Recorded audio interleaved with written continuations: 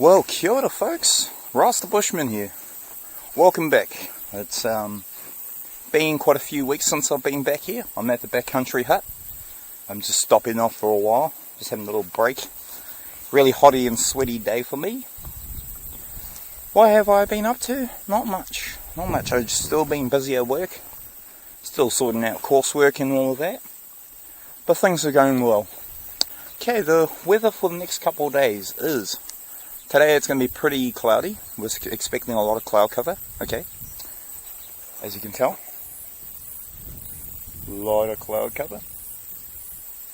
Okay, it's supposed to fine up later on today.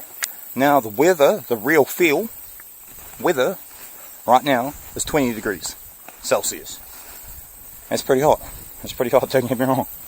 Now my cotton t-shirt underneath my wool shirt is soaking wet, but that's alright. Just going to let it wick away from all the air. Now I'm up here for the next couple of days. Just a quick FYI for your information. I haven't decided if I'm going to stay here tonight at the backcountry hut. I might go on to my base ridge or base camp area, base ridge, which is not the next ridge, it's the ridge after there. So 2 ridges over. I brought a ton of gear with me as usual. Not to test out, a lot of it's actually, as I mentioned, a lot of it is actually for my cache. For those who do not know what I do, I have a Bushcraft cache and stash series, okay? It's where you stash certain items away inside caches for certain periods of time. My main one is a 1 year example, which I laid last time I was here. As I said, it's been a couple of weeks, just under 4 weeks, okay?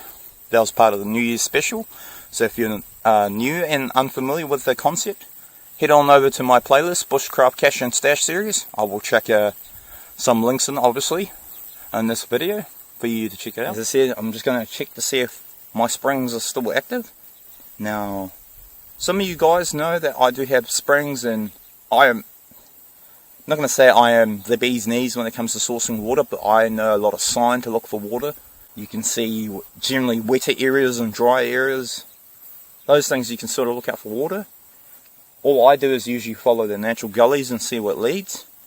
As I mentioned before also, up in these hills, these ranges of Kokako Kokako forest, okay, there's a whole bunch, a lot of springs. Punas, that's what we call them, Māori, P-U-N-A, puna. So spring seep wells. It's where it starts seeping up slowly from the ground. Every video I do leave apologies to those of you who don't smoke. I do smoke, so please bear that in mind. Family members, it looks like they've been up here probably about 3 weeks ago, I'll say. A week after I left the last time. Looking for cows. Cows are still around here, as I said. The top of the pastures, this high pastures, is used for you'd say surplus stock, so you get cattle, sheep. Bushman's Logbook. I'm just stopping to have lunch. Just got a couple of sandwich cookies. As I said, I brought a lot of food, a lot of different stuff to give you guys some ideas. Just made some Bushman's tea. Okay, Bushman's tea in my flash coffee cup. It's a tuna tin. I only like it because it fits sort of snugly around my eco tanker, my super tanker. Kind of fits around it, so. And it's just I'm not doing much, as usual. Just having some lunch before I head off back on the trail down to Nopohu Creek 2. Check the water situation, see what it's like. As I said, I'm hoping and I'm crossing my fingers right now that there's A, water, and B, the coda haven't been fixed yet. About 30 clicks south, there was a marae, a traditional Māori meeting house I grew up around, and we used to collect coda and eat them. Well, anyway, when I started to live up in Auckland, okay, we actually took a few and really resettled them into a fish tank. We had a few as pets. I'm not so sure if we ended up eating them. I would not be surprised if we did. I think they live to be about a year or two.